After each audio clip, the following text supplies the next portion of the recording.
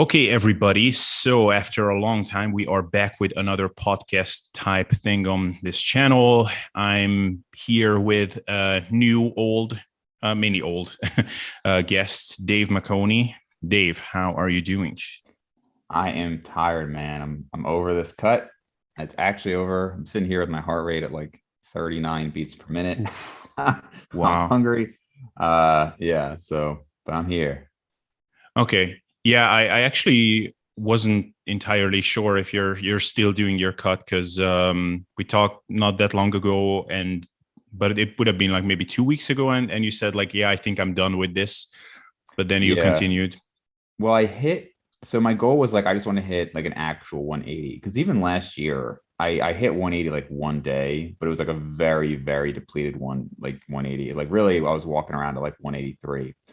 So I was like this a lot of times. So it was like 181, 180.8, whatever. So I just kind of wanted to like stabilize before working with the coach that I know we're going to talk about a little bit, but which I kind of am. But the problem with me, as I mentioned in the text to earlier with refeeds, it's like a lot of times people have a refeed and then they come back down like right away. And if I keep it like really moderate, like 3, 4,000, but I've been having bigger refeeds recently, and it will literally, I'll hold the water for like 5 or 6 days. And then every single time by like that sixth or seventh day, it drops. So it's legit. It's not like obviously I'm not gaining that much fat in that time, but it mentally it's annoying. So like this morning I was like 185 and I was 180.6 when I had my refeed, and that was like 4 days ago. So I know it's water. I know I'm just holding it, but it's mentally annoying to see that.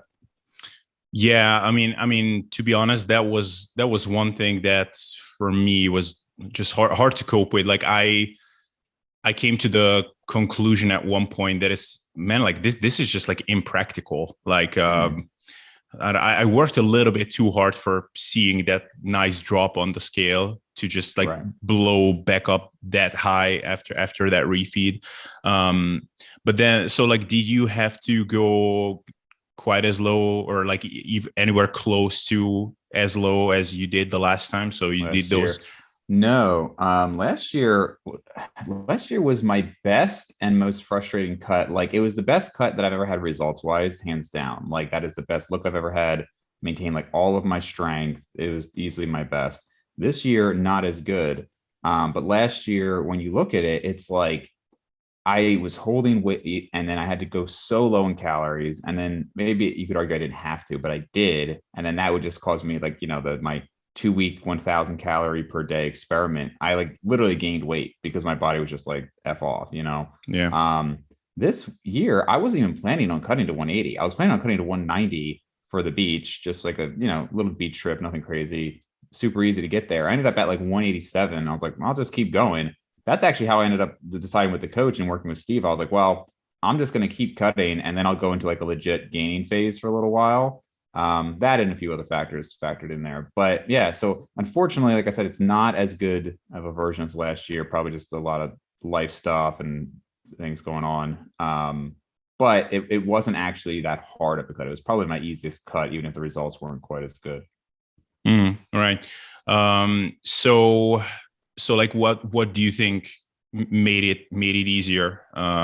Was it like a different strategy or Well, mentally? that's what I was saying to you. It's honestly hard for me to pinpoint because I in my head I was like initially, and this is why it's so important to keep records because and just like a quick anecdote, everybody likes to think like they're super accurate with calories. And there's a girl I talked to and she's been like tracking her calories forever. And she was telling me how she can't lose weight on this and this. And she just found out that like when you weigh meat, it's the raw weight listed versus cooked. So she was actually eating like about 100 and some more calories than she thought there. And then there was like another error that she was off by like 200 calories. And it just goes to show like even people who like they're not lying, but some people you just mess up your nutrition in different areas. Yeah. So as far as like keeping records, in my head, because we talked about refeeds so much, I was thinking like, oh, last year was a really heavy refeed diet, and this year was not. But I look back and it's like it really wasn't. I actually had a lot of refeeds because I had like a lot of cravings at the end of my diet. So like the very end and actually going into my, I guess I wouldn't even call it gaining phase, just the end of like when I finished the diet. But actually dieting down last year was a lot of diet breaks. It wasn't anything too crazy. And then this year, I had a ton of refeeds. I went to the beach multiple times, ate whatever I wanted. I went to this amusement park with family, ate a ton. Like I actually had plenty of refeeds. And I don't think that's the reason it was easier or anything at all. It's just, I don't know, my body was just dropping it easier this time. Maybe I didn't have as many of those super low days. But to be honest, like I'd have to actually like really analyze and go through and everything to check, but nothing that was like an obvious standout. Yeah, right. I mean, I remember us joking about it that when you were doing these 1000 calorie days and your protein in some cases was coming largely from shakes, or at least you had Mm-hmm. some days like that. And I Yep. remember us joking that maybe your weight is stalling on 1000 calories because the protein shake that you're drinking is in reality some like mass gainer, like Right, mega right, right. shake. Yeah. I was like, what would you actually do if you found out now that actually I've been drinking like 4,000 calories worth of shake or Right. something? Right. Um, Yeah, but no, it was just I did do that. I would have shake only days to drop my weight, and they were because it's just whey protein. So you don't have the high sodium that you normally have. You have no food bulk, right? And that means just literally liquid and then low calories and no carbs. So like every way that you could feasibly drop weight, a shake day does that. But I don't typically recommend that. I mean, I do it just because I just like to mess around with some things sometimes and see. And that like when I had a lot of like my post cut pictures. That was after a like 700 calorie shake only day. mm, Just because I really wanted to like my weight. I was just so frustrated with the weight stall. And the reality is like, even if it is water, it still looks like fat for the most part. You know what I mean? Like this morning I'm 185. I could look in the mirror before I stepped on the scale and see I'm going to be heavier today. So if the point is you're trying to get a certain look, it obviously in terms of practical dieting, it matters if it's water or fat. But on that given day, it almost doesn't matter. yeah, yeah. I'm actually personally always amazed by how much food volume plays into my body weight. So Mm-hmm. I actually think that I'm living my life like a large majority of my year I actually spend in this artificially inflated body weight Mm-hmm. because sometimes when I will be out of town or I will go to a hotel or something and I won't have my usual meals later in the day because you like for example in the summer that would be a good example. I was walking around, I don't know, like a 83 4 kilos or something like that for the most part. And and then I went to this summer house of my in-laws and and they had a scale there and I weighed him one day and I was like, okay, I'm actually curious what it's gonna be because normally my dinner, my last meal of the day, which would be, I don't know, 2 3 hours before bed, would be this Mm-hmm. giant berry and fruit explosion, really high volume, overdoing it in fact because I had to wake up during the night like 5 times to pee oftentimes, or even six. And so I was like, okay, surely I'm going to drop some weight because I just don't have that in me because I had something much, much smaller before bed there. And I was like 3 or maybe 4 kilos less. So I think I Wow. actually hit a Holy crap. legitimate 80.0 on the scale one morning there. When was And that? I mean, this would have been in like August, I think. Oh, so fairly recently. Yeah, but I had these experiences quite a lot when we were in Sicily last time we had like some actually I think the last time we actually traveled ever since the cove hit. Yeah. And there as well I thought I was 86 87 kilograms or something. Oh no, maybe I only thought I was 84 85.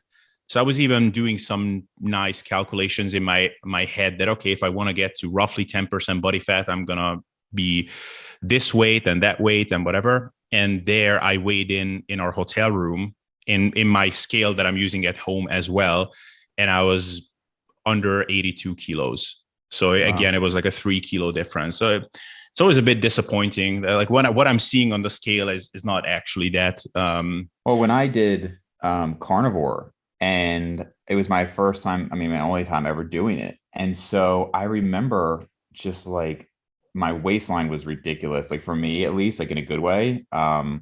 And I was dropping weight, and I looked back and like, so then I went off carnivore and I kept calories the same.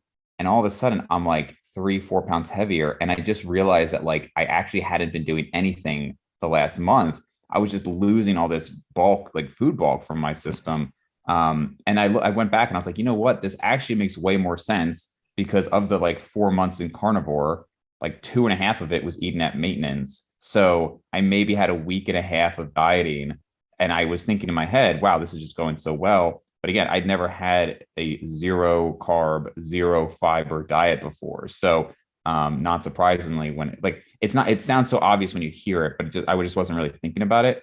And then yeah, there you go. I'm like 3 or 4 pounds heavier again. So it Yeah. can make a huge difference for sure. Yeah. I still remember just how there was a lot of things I hated about doing carnivore. I was not doing it properly. I was eating way too low fat sometimes, Mm, but that just zero bloating, yeah. that was so nice. And even so, like I would go out at night, and usually when I do that in the summer, especially, I will like not eat, definitely not eat a complete meal closely to actually going out because then I'm just gonna have this slightly distended stomach and just doesn't look good in a t-shirt when you're out. Hmm. But then I could actually do it and like just perfectly flat stomach. Like that element of it was nice. But Yeah, for sure. yeah. Anywho, so let's talk a bit about the new big change in your life, fitness wise and Right, training right. wise. So what you did a recent video with your new coach, who is Steve Hall. Mhm. So we talked about that before you actually announced it publicly, but can you just give some quick rundown on like what made you decide to get a coach after so many years?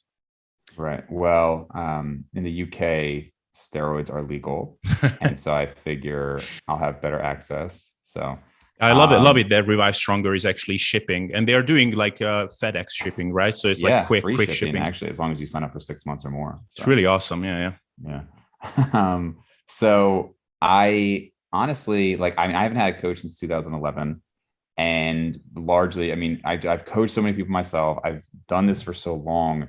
It was kind of like, why would I have a coach? And also like, even if like I thought before, like the only two people I would let coach me would be Eric Helms and Scott Stevenson. And like, is there somebody else out there? Like probably, because a lot of people even me. guess you, but really a lot of people guess you. And the thing is, it's like I feel like we're almost too close where like I would maybe ask, like if I was like, I don't know, like running into a stall or something, maybe I'd ask your opinion. But at some point, I do feel like with the coach, there's a coaching relationship. And you and I talk as friends literally like every day. And so I don't know. I mean, maybe it would be fine. It's just, but also, well, I was going to say our styles aren't as different, but they are pretty different.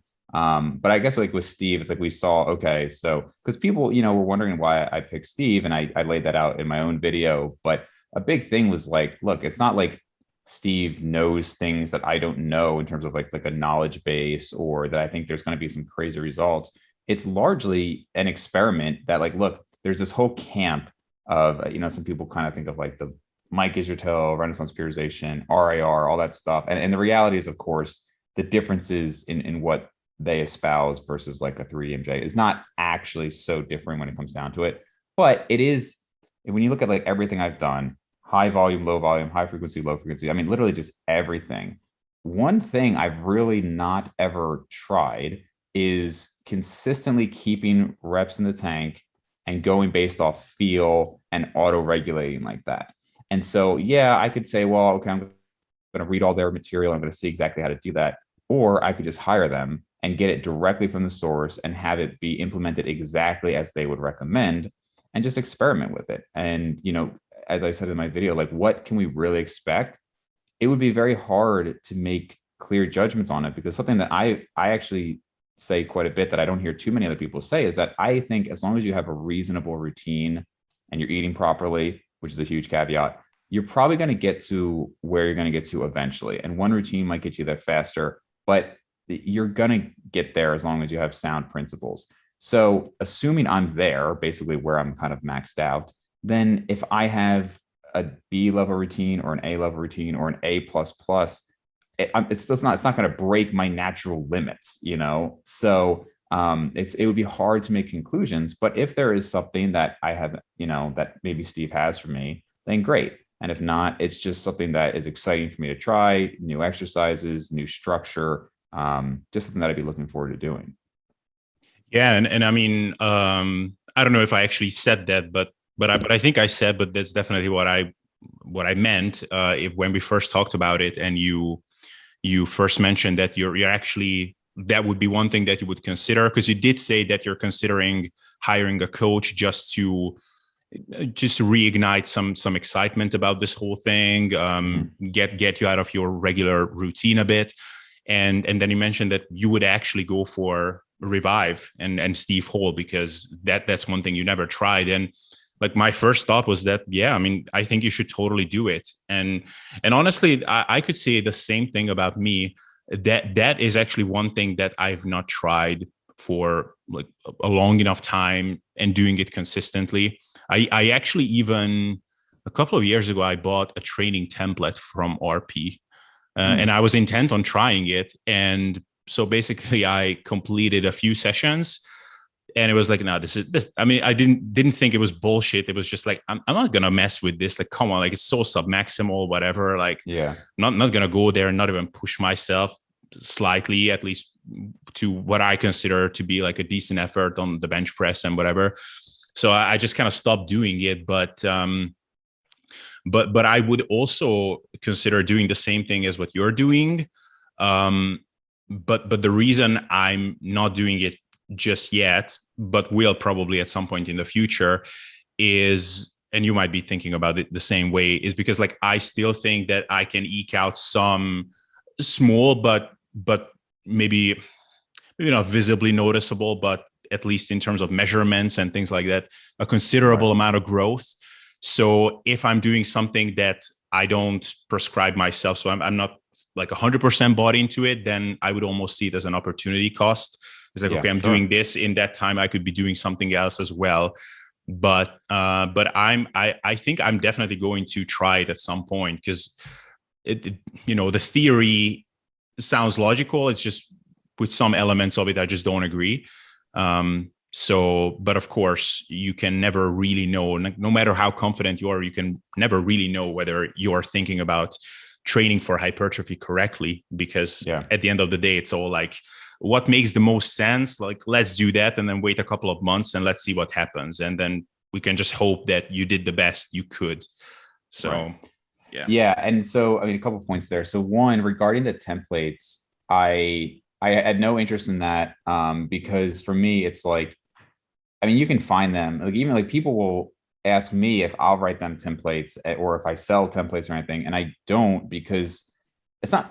I'm sure like there's plenty of people out there who sell templates. Maybe one day I'll sell a template or an ebook or something like that. But for me, what I think makes my coaching, I know we've talked about this before, valuable, is it's not like, hey, here's week one, this is what you're paying for. It's, yeah, you are paying for that, but it's also like, how are we going to adjust week to week? Like that to me, I mean, I send that in my initial like info on my coaching. It's like, it's the week to week changes. And so that's why I was like, I didn't even consider just buying somebody's template. It was like, no, I want like, okay, especially because with RP and Revive Stronger, like there's so much emphasis on adjusting based on things that I've never really cared much about. You know, how your pump readiness disruption, the RIR increasing throughout and then the resetting. So if there's anybody who, if we want to talk about this whole resensitization stuff, if there's anybody who should be resensitized, it's me because I spent the last 2 years doing basically 6 sets per body part, even less sometimes for legs and a little bit more for back at times. But I should be totally resensitized and should be the one blowing up if it's a real thing. I will also say it's kind of amazing when you look at like what I've even retained, even on my legs. Like I was like looking at like measurements, and so at the top, leg measurements change so much depending on your body weight, so it's hard to go on that. But like at a given weight, even compared to when I was doing like 12 sets a week of quads and 12 sets a week of hams, like just really, I mean, I was known in college as like, you're always doing like Maconi, why are you always doing legs? Every time I come see you, you're doing legs. Like that was who I was because I almost took a pride in trains upper body and I'm doing even more lower body. And then now I train legs once a week with like 4 to 6 sets to failure. And they're basically the same size, which by the way does not look particularly impressive, but like, my quads at the top at my peak were 27 inches. I think even now they're like 25 and a half cut down.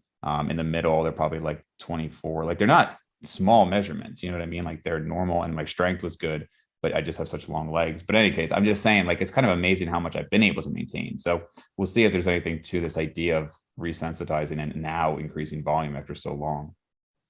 Yeah, and so maybe that's one thing we can touch on is so what, I don't know, let's say this is a bad outcome. So if that happened, you would be disappointed. Mm-hmm. This is maybe like, let's say more or less what you would expect. And then this would be like, holy shit, if that happens, that would be amazing. So like, Yeah. what would be those tiers? Sure. Yeah, that's a good question. So because this is purely hypertrophy, we are mostly sticking with like exercises that they're exercises that I've done throughout my lifting career, but we're not using what I would typically have as a gauge. So like my gauge has always been like my pull-ups, bench, overhead press, squats and deadlifts when I was doing them more regularly, and like maybe like a dumbbell curl, like a heavy dumbbell curl. And we're almost not doing any of those. So it's exercises that, and like I think that's a good thing because I have too much ego with those lifts. So my form absolutely, even though I've hit PRs on a lot of those recently, they're not like these pristine reps. And so I know now that I want to follow, obviously, if I hire a coach, I want to follow what they say. I'm going to be using such light weights relative to what I would normally do. It'd just be like depressing. So we can't really gauge it based on strength. Other than like if I then went back to those later down the road and I was actually stronger, then sure. But as far as for now, like let's say I do 6 months of coaching, my real gauge would be how do I compare to the last time I was at this weight before coaching. So let's say 181 is my real weight. Let's say we go up to 195, which is probably reasonable. So then it's like, okay, so last time I was 195, are my arms any bigger now? Is my waistline any smaller now? Are my legs bigger now? And that's really how we're gonna have to go by it because if I look at my strength, like my strength on these exercises is almost certainly, I mean, it would have to go up, right? Because I'm starting at like a lower RAR. Or would be I guess a higher RAR would be the term, right? Lower intensity. Yeah, higher So higher RAR. But and some of these are like completely new movements to me, right? Some of these exercises are actually exercises I've never done. So of course I'm going to get stronger there.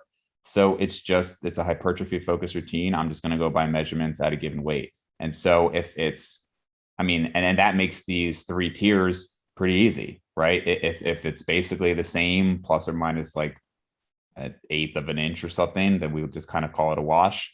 If it's less than that, there we go. And if it's more than that, I will be very pleasantly surprised because I don't want to say pleasantly surprised, like I'm not counting on anything, but like I'm going into it with the idea that like, let's see everything we've got. But damn, if I was 195 and my arms were even a quarter inch bigger than the last time I was 195, Oh, yeah. I would say that's fantastic. Oh yeah, for sure. And then so and what would you actually and that you would expect? I mean, so 195, now you're 180-ish. Yeah, So so I'm 181 if I'm being realistic. I wanted to see like 180 like every day, but I don't want to like delay because I was talking with Steve about like delaying until I'm like stabilized at 180, but 1 pound doesn't really make a difference.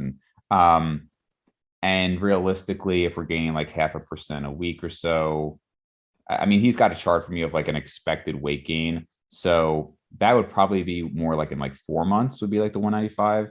And then we'll have to decide how much heavier do I want to get. I really don't have any interest in being over 200 pounds again, to be honest. Just given that I know, like, even if this goes really, really well, my body fat percentage like is going to be about the same as what it was last time, right? It's not like I'm putting on 10 pounds of muscle. So yeah. knowing what I look like at 200 pounds, how I feel at 200 pounds, I just, even like just from a health standpoint, like I just don't want to be that much heavier than that, which does make it harder as well, because, we've talked before about one of the best ways to gain, I think, is to hit new weights. And like, I think that was a big part of why Steve improved so much over the last 4 years, right? He never Yeah. pushed himself up to like 200 pounds before. So, and then, my face starts getting pretty fat and everything. So it's just not as enjoyable for me. So, yeah, I think probably over 4 to 6 months. And that's where I would just give it like, leave it up to him. Say, okay, and well, now I am 195. What do you think? Do I want to do a mini cut? And, is that going to be valuable or whatever? So we'll see. Yeah. Yeah. So I think it's just because some people, this is not a secret, like some people message me who follow, or maybe clients or people who just followed my work for a long time, and they like the podcast we do together. So they know more or less your approach to training. They know that this is not how you've been doing things so far. Right. And some of them almost message me, I mean, with tongue in cheek, but almost disappointed that you went for Steve. And like, of course, they weren't completely serious, but I still explained it to them that it's like, really, this is an experiment. Like, try something completely new for one. But even if it was just about getting as big as possible, like, really, if say in 3 months, like, basically you don't have the same standards as probably what they have. So if they didn't put on, I don't know, at least like some measurable amount of muscle in, I don't know, even say 2 months, but definitely 3, then that would be kind of like a significant disappointment. Like in your case, if in 3 months it's like, whatever, it's kind of a wash, like it still doesn't mean that the program failed or anything. You might just need like more time, because it just takes longer for you to put on something that can actually be measured at your stage. Yeah, I mean, it's tough. And I understand people's sentiment there for sure, but it's like, because I think the person people guess the most was Scott Stevenson, because I do often talk about how much I like Scott. And I think Scott's great, but like, I did fortitude training for a while. I did it multiple times. So it's not like it's new to me. And he has a whole book, Be Your Own Bodybuilding Coach. So he hasn't even actually really like, my whole point was, I want somebody who's like literally telling me exactly what to do to the T. And Scott doesn't really coach like that for the most part. Scott will kind of want you to learn on your own, less frequent check-ins. And like with Steve, it's like, no, like literally, I mean, I'm not going to have like a daily check-in, but it's like, basically tell me what to do. And part of that is one of the reasons you and I discussed maybe not wanting to coach at times, because like you and I both offer, I mean, really flexible and rigid plans to clients depending on what they want, right? And we coach more like Gen Pop.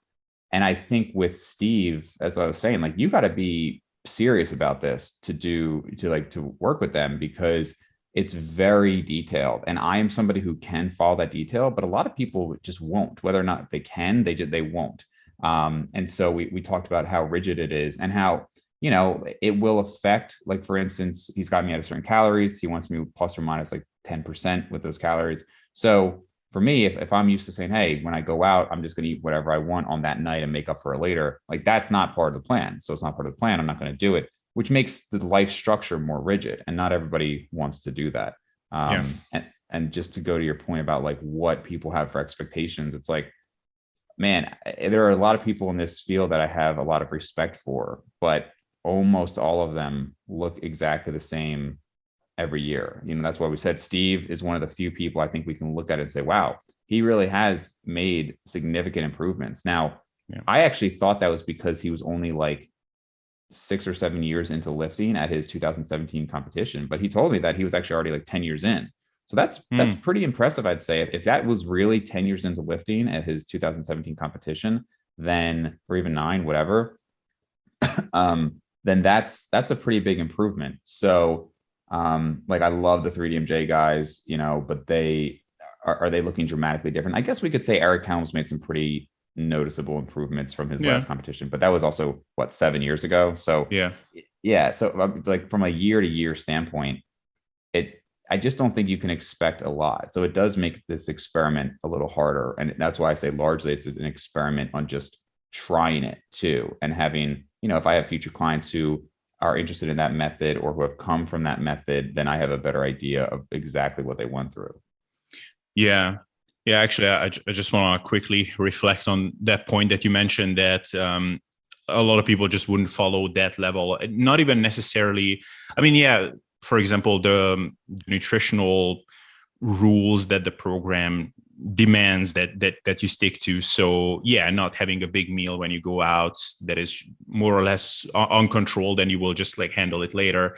That that is something that I think a lot of people don't think about when they say that they have all-in commitment and they want maximal results and they will do whatever it takes. Because I think a lot of people think of things like, okay, I'm willing to train 6 days a week or something like that, or I don't know, I'm willing to do a high volume routine or something. So like, and often those will be the fun parts for them. But when it comes to things like this, they just don't think about it in advance. And I had that multiple times, that sort of feedback where someone was really expressing how hardcore they are. And then I gave them some sort of an element of the setup that was usually nutrition related. So maybe some calorie cycling thing. I don't know, having like higher calories on training days, lower on rest days, things like that.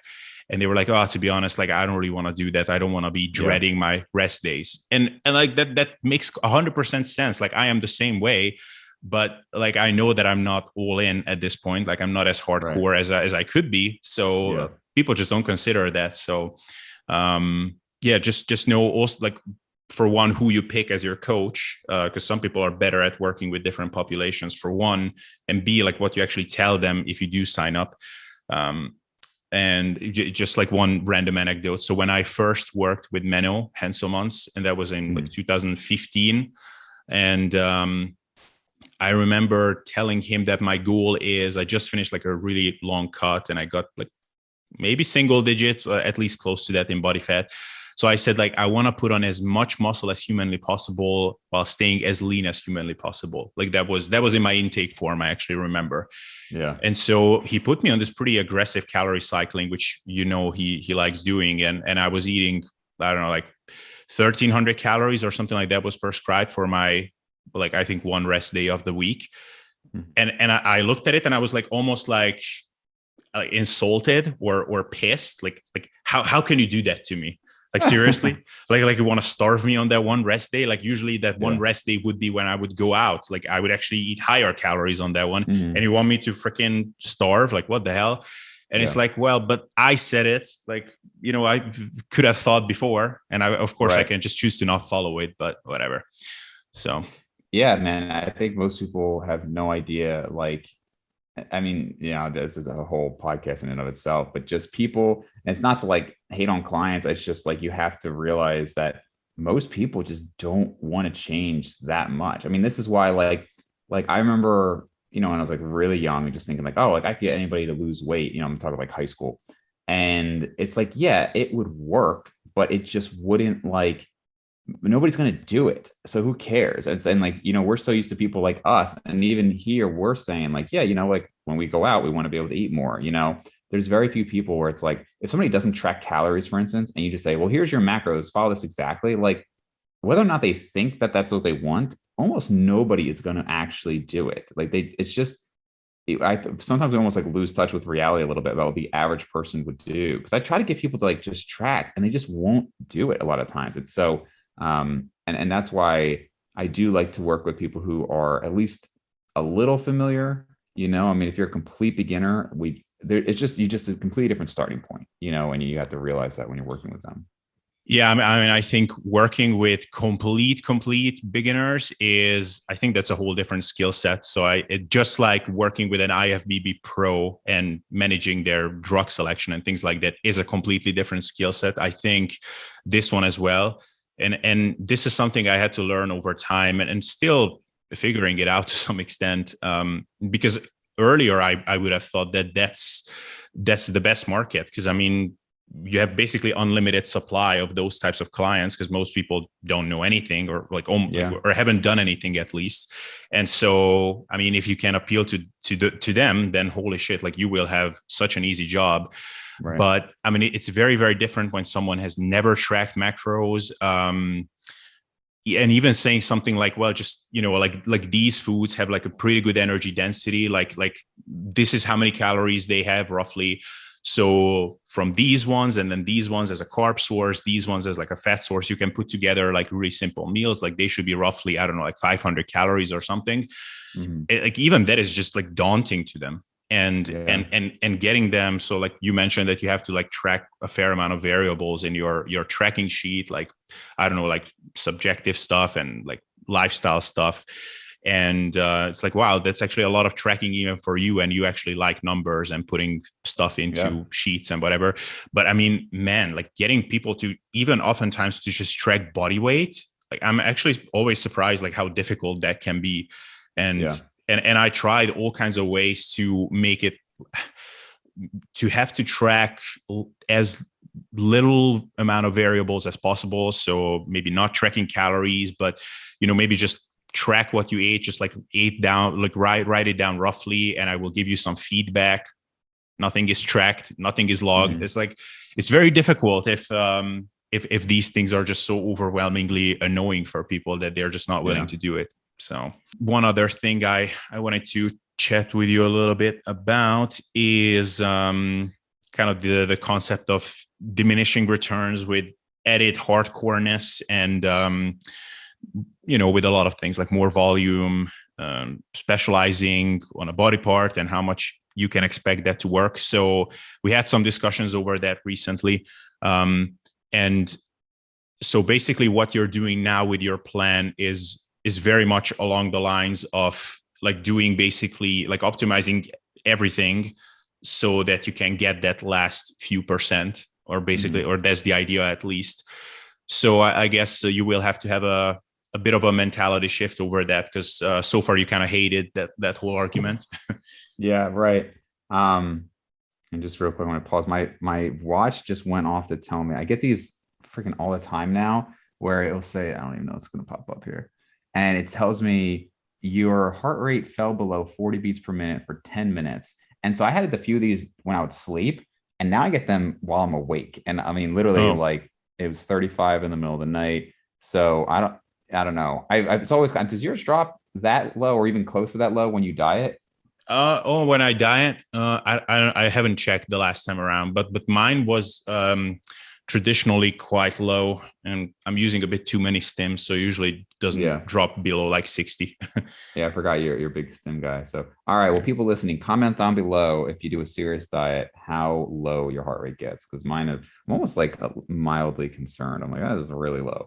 Yeah. Um, so anyway, yeah. So you want me to talk about like the mindset shift, or if I believe in like the specialization aspect? Uh, so first, just the mind. I mean, so at this point in time, like, how do you think about that whole concept of, well, I mean, 3 meals a day could work, but if you're eating five, that could give you an extra, I don't know, 5% benefit. Like, are you on board with that whole idea at this point in time, or like you're still like very much Yeah, yeah. skeptical? Well, so it's tough because in a sense, I want like placebo gains here, right? Mm-hmm. And I always hate the people who, I mean, I don't hate, but like I always kind of have to laugh at people who like convince themselves something's working when it's clearly not.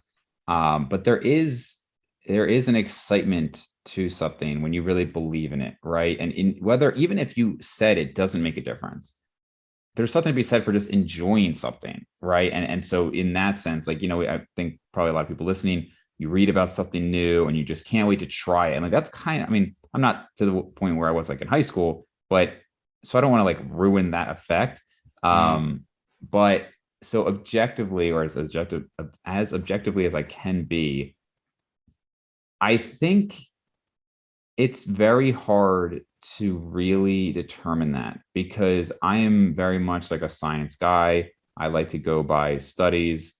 But the reality is a lot of the health and fitness studies are crap. I mean, there was a study that Menno was just talking about with the thermic effect of food, if anybody saw that. And I have to double check, but I saw some people commenting on how the participants, it was like 9 obese women or something like that was the whole study. Now again, I don't know, I have to go and actually look at the study, but like our sample sizes are so small, there's just so much crap out there. I mean, it's really like my friends who are in medicine, just think like most of nutrition field is a joke. And I don't think it's as bad as they think it is, to be honest with you. But there really is just so much crap that it's just like all a wash. So um, I think it's hard to go by specific studies. Now, when we do go by the studies, we don't really seem to find much benefit above 3 meals a day. But then, in addition to like the power of these studies, we also have participants who are usually completely new, right? So it's very hard. I know people, it's almost like a cliche complaint, like, oh, let's see the study in bodybuilders. And obviously, we're not going to get that. But there really are genuine differences between beginners and intermediates and what you're going to find in the studies. And of course, a lot of these are proof of concept studies. By having beginners, we get to see quicker changes. But it's not, it's almost like it's like, okay, well, we use like Drosophila, like flies, right, in studies because their lifespan is like a day. And so we can see things faster. And that's great for a purpose, but it doesn't necessarily translate to humans. And what's going to happen in a beginner might not necessarily translate to somebody who's advanced. And that's just where a lot of these studies are done. So even like some of the protein studies, like I would love to see if there's an actual difference on even higher grams of protein for like advanced level bodybuilders, or if the frequency actually does help. If the training volume, like all these things, we're just not going to see it. So my personal experience was when I dropped to intermittent fasting, I was always a 6, 7 meals a day guy spread over out the whole day. I was very hesitant to drop to intermittent fasting, which is going to be 3 meals a day over 8 hours. I genuinely noticed no difference, no detriment whatsoever. There's a lot of things that I changed that over the years, I didn't notice any difference. But is it possible that if I were to have like maybe more protein again, as well as a little bit higher frequency of eating, as well as like moving my nutrition around my workouts again, could that make a difference? I mean, maybe it's a very small difference. That's what we would see. Like one of the things I'm doing is for the longest time, especially while dieting, I'll have like a small meal, and then kind of like in cliche intermittent fasting, Binge meal. and yeah, just like that last meal, which is like 50% of my calories.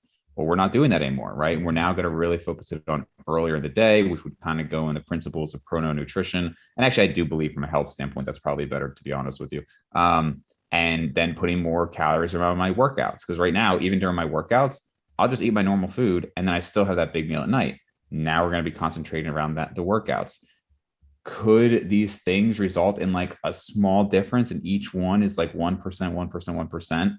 That's what we're gonna find. I don't think for most people it matters, because even if it didn't, like I said, like because I haven't noticed any detriment from it, it clearly hasn't like hurt me in the sense of like making me regress.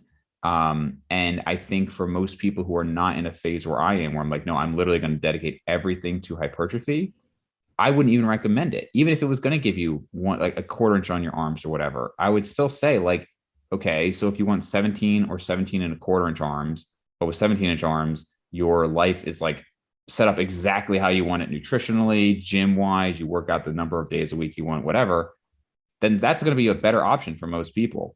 This is specifically just to excite me and give me the phase of training. And who I might even get to, even if I got the better results, like let's say I get to 17 and that's just an example, but let's say I put on that quarter inch on my arms, I might still decide after a year that like, all right, but I just prefer the lifestyle of 3 or 4 days a week in the gym. I prefer the lifestyle of 3 meals a day with more meals at more of my calories at night, and I'll sacrifice the 1/8 inch on my arm or something like that. It's just so.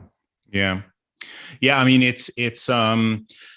I think there might be something to be said for the idea that, I mean, in an isolation, like all of these things could. So for example, if you're not taking these like 1%er type things very seriously, but you're only, let's say, not eating 3 meals a day, but you're actually eating 5 as it's recommended, then that actually wouldn't do anything that you could notice. But if you're doing all of them, then sort of the cumulative effect of that could have an influence that would result in something measurable. So, I mean, I don't know, like an analogy could be like, let's say a client asks you, so, hey, so like I went over by 30 calories in a meal, like, is there going to be a problem? And you would just tell him like, no, like 30 calories, don't worry about it. Like nothing's going to happen. It's like, oh, cool. Mm-hmm. So like, if then he has the mindset of, okay, like going over by 30 calories is not a problem, and then he has like, I don't know, from 4 to 6 meals a day, and he goes over by 30 calories in each of them, that will actually amount to something that will matter somewhat, especially Right. if he's eating like, I don't know, like 1,500 calories or something, smaller person. So that is one aspect of it. And the other one could be that, and Menno said this, and I don't know if that's the case, but I mean, it makes sense at least that when you're an intermediate, even late stage intermediate, then yeah, you're talking more so about diminishing returns effects. But at a certain point, it's basically a matter of like, is anything going to happen or nothing is Yeah. going to happen? So, and I mean, Which I think obviously, is, go ahead. I saw him say that, and I don't remember if I saw him say it directly or maybe you just told me that. I probably just heard it from you. Mm, But I think that's an interesting point and is counter to what I said about like you're going to get there eventually. I think the biggest difference there, I mean, I think we're both kind of right. Like there is a level where like I wouldn't say if you're doing, I don't know, like a B minus routine, that even if everything like your nutrition, everything's optimized, you're going to get to like your end point. Like I do think like you should probably going to have some higher volume and some specific phases focus on certain goals.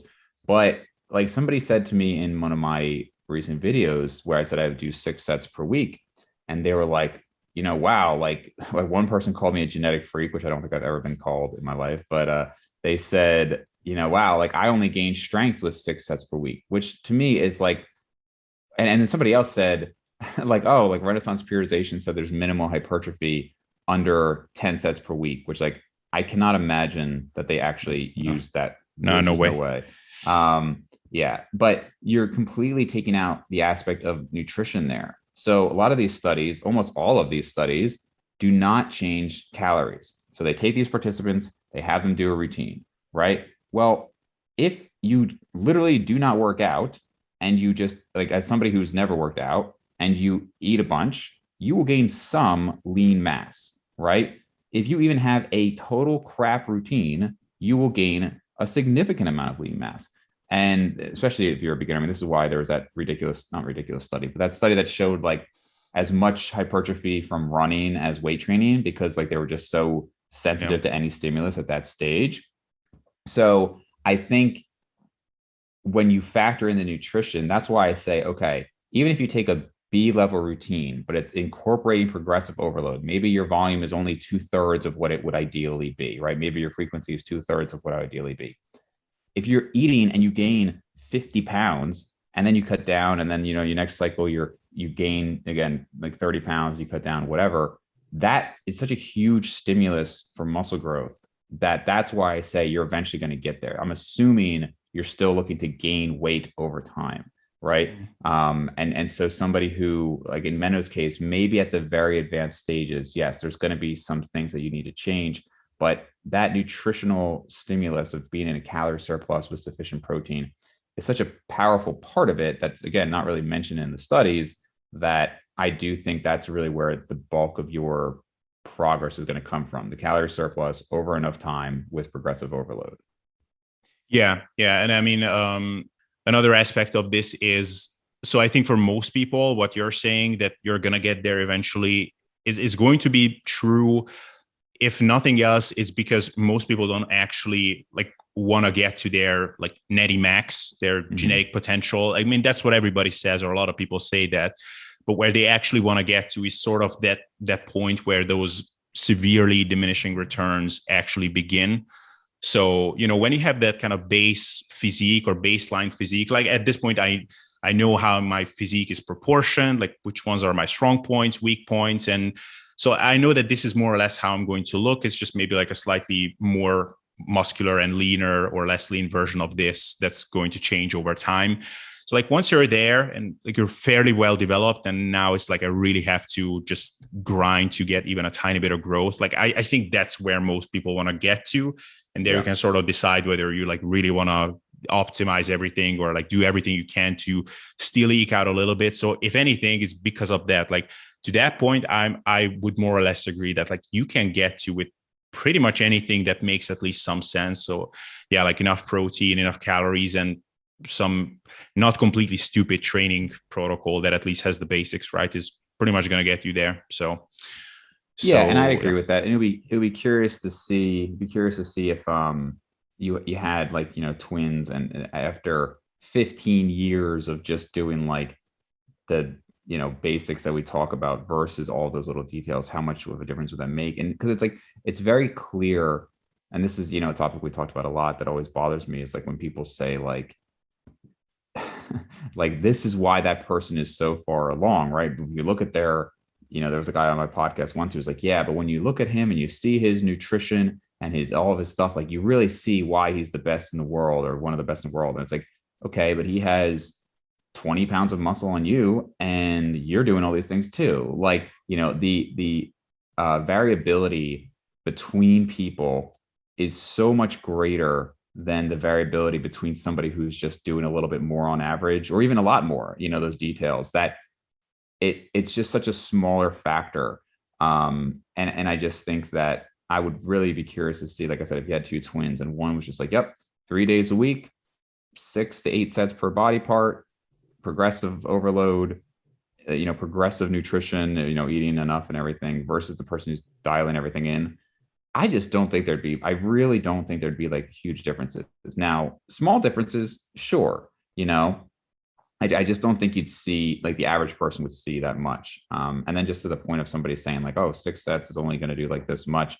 Mm. Again, one, totally counter to what the science we do has shows, right? I mean, by far, first couple of sets do the most, then continuing diminished returns after that, number one. Number two, you have entire camps of people who have built massive physiques on that, like DC training. I remember this guy, that acquaintance of mine, Steve, he was like, oh, I don't know anybody who's serious who doesn't lift at least 4 to 5 days a week. I was like, okay, are you ignoring the literally thousands of people who have done DC training before, like Justin Harris, Dusty Hanshaw, Dante himself? Some of these guys are huge, and they train 3 days a week, and they do, some of them do 4, but it's really 3 days a week. The volume is actually quite low. Frequency is like moderate.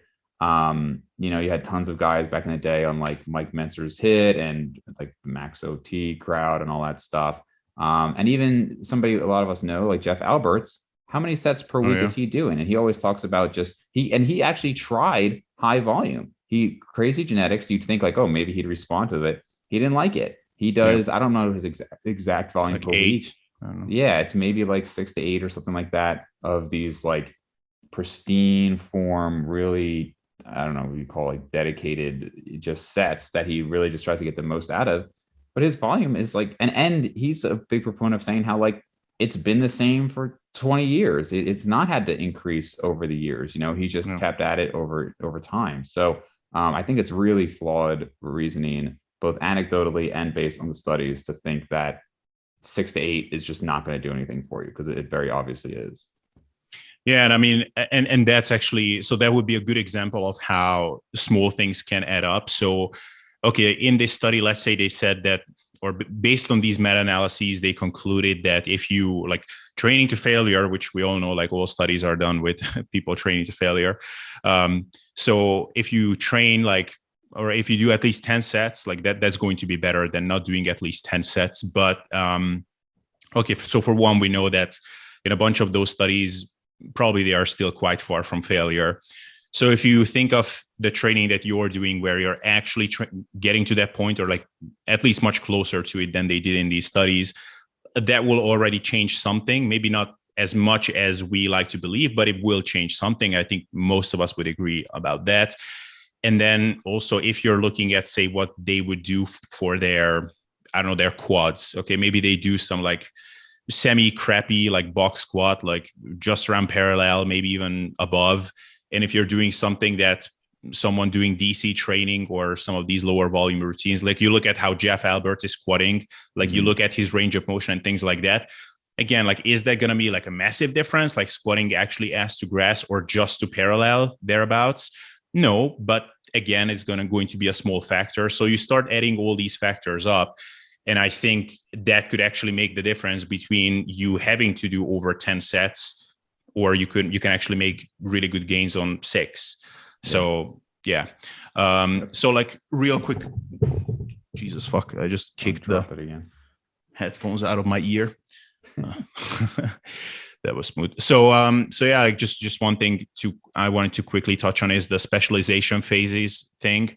So Yep. like that's something that I was considering now. So I'm doing my own little lean bulk over here, and I was thinking that I'm gonna specialize on like on my back because it's not as well developed as my torso from the front. So I'm gonna do like I don't know how many sets of lat work and Yeah. rear delt work and things like that. So like I don't know, like well, what is your like are they actually worth bothering with? So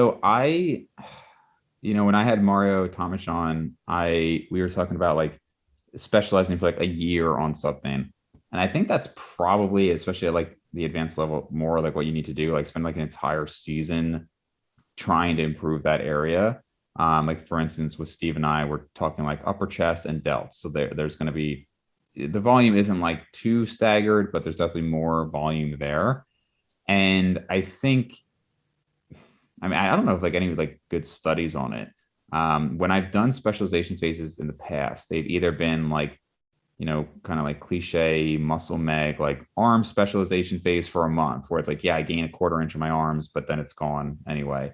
Um, or strength phases. And I definitely have found that for strength, specialization phases help, right? That's how I got my overhead press where it was. Um, Pull-ups actually, well, I've done some pull-up specialization phases, bench specialization phases for sure. Definitely notice that helps for probably a number of reasons. From a muscle growth standpoint, I think it makes sense in theory, right? Because if you think about the idea of like, well, in theory, more volume is going to be beneficial, but if you can't recover from it, then it's going to be problematic. So how do we get more recovery? Well, we take that away from other muscle groups. And then you're kind of not ignoring the argument, but I think you could talk about there's an overall systemic recovery as well as kind of like a local recovery of the muscle. But it's more like I think like what else are you going to do if nothing else is working, right? Like if you try it, Yeah. you can just kind of put everything else on maintenance and just put more attention to your back. But as we discussed in our messages, I can't think of too many, if any, natural trainees who have made significant relative improvements in body parts. Like Steve Hall looks fantastic. If you look at him like at 2017 and I think 2013, he looks like a bigger version, but everything is more or less the same. He's always had relatively strong biceps, right? He's always had this and that, kind of looks the same. I thought you've looked really good the last year, but it's a bigger Thanks. version of the same stuff. Like I don't know, like my back has been a strong point since I was like 12 years old, so I don't know if I've ever seen people making like dramatic relative improvements in body parts. Yeah, I mean that is what I tend to see as well. So in some cases, I mean, as we talked about many times, lagging body parts are not actually lagging body parts. It's just that like they just like training those body parts, and they just are mirror muscles oftentimes. So like of course, guys want Yeah. a bigger biceps or bigger chest. In some actual cases, people will have a lagging bicep, for example. So like you can just look at the person. Like I have a client now, and we are actually putting some extra focus on bringing his arms up. But to be honest, I've had the experience like over and over again that just blasting a body part with super high volumes, even if you put other stuff on lower volumes, it just doesn't accomplish as much as people would hope. And like also like for me, from a programming perspective, it's pretty unlikely that if someone is coming to me, or in most cases when someone is coming to me and they say, okay, I have small arms, it's pretty unlikely that they weren't doing some high volume stuff for their arms before, if they Right. are actually dedicated trainees. So, I mean, it's rare that someone's telling you like, "Hey, so I want to grow my biceps," and before they only did like I don't know pull downs and rows for their Right. biceps and like Yeah. 3 sets of curls. So actually, like in some cases, I actually almost take the opposite approach, just because like okay, so if you were actually blasting yourself with a whole bunch of arm isolation work, then maybe it would actually worth trying tuning it down. Like maybe you actually respond to lower volumes better, Okay. so it might be worth trying out. But anyway, so like the actual thing I wanted to say here is like, it's really hard to determine again whether it's working or not. You will be able to over time, but if you're not fairly new to training, I mean, how much can you realistically expect to put on your arms in a month? Yeah. I mean, a centimeter if you're lucky. Yeah. I mean, what did you just say about? Oh yeah, well then you also have the anecdotes of all the people, like kind of like you said, like who I can think of a number of times over the years I've read about somebody who dropped direct arm training and they tell me that their arms grew more. I've never done that, but like just dropped direct arm training. But I've heard the anecdote enough times. Seems odd, but the point is like it's definitely not. I'm glad to see that the industry is kind of getting away from this idea that like more volume is just going to mean more growth. Like I think more and more we're just seeing like that's just kind of nonsense, I think. Yeah, and so I for example, I'm actually curious what like a really meaty, nice like steroid cycle would do to my arms, for example, Yeah. because I'm actually starting to have the feeling that if like most people who see my arms say that it's one of my better muscle groups, Yeah. and I agree. Like I think it looks good, but it just hasn't grown like anything in I don't know like years. I Probably can't like believe they're only 15 inches, man. That is just crazy to me. to be honest, like I'm also surprised. Like sometimes I check, like, am I measuring this right? Like Right. there's just no way. But they are, and honestly, I think that it's just what was in them. Like I think literally like the anatomy, whatever, the tendons, the bones, whatever.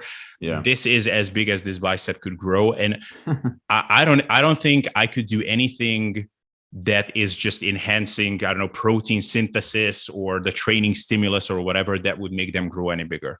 Like if I get Naturally. fatter, they will get bigger because my arms are fatter.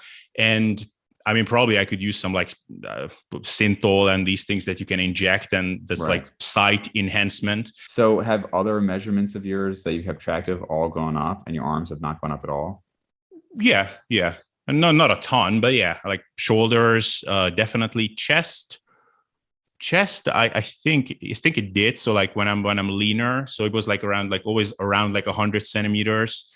And even if I was like not very lean, like now when I'm lean, even then like 102, something like that. Yeah, no, I think Charles Poliquin used to say that for 1 inch on your arms, you needed to gain about 15 pounds. I've actually found that to be fairly accurate. Hmm.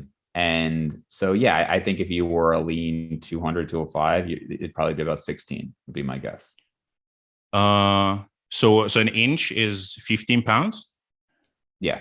I mean, obviously Oh, that's going to be dependent on the person's overall oh, size and everything else, but crap. That's very disappointing. I'm gonna yeah. pretend that I didn't hear that. Yeah, I Um, mean, even for even if you're counting like body fat, like I would say, so right now mine are like depressingly at 16, which they haven't been that low in like a really long time, like 6 years. And when I was 195, they were probably about 16 and 6 to 7/8. So, and that's like with obviously a lot of that being body fat, probably the majority of that being body fat. So, mm, in terms of actual muscle, damn, I don't remember the last time I was like, I mean, 15 pounds of muscle was so long ago. yeah. So I don't even know if Charles Balkin was actually talking about muscle versus just weight. I mean, this was forever ago. I read this, but like when I was a lean 165 instead of being a lean 180, geez, that was probably college, like early college. My arms were probably like 14 inches. So, and if actually, it probably have been at 2 inches since then. Hmm. But that's 15 pounds of like legitimate muscle, not weight. Cool beans. Yeah, man. I think we can wrap up here. We went through Yep. quite some interesting stuff. So yeah, please let us where we can find the Brains and Gains podcast YouTube Yep. channel. So there you go. Brains and Gains podcast on YouTube. Dave _Maconi on Instagram, and website is brainsandgainspodcast.com. Cool. Awesome. Thanks for taking the time. It's always a pleasure. Yeah. Thanks, man. Awesome. Cool.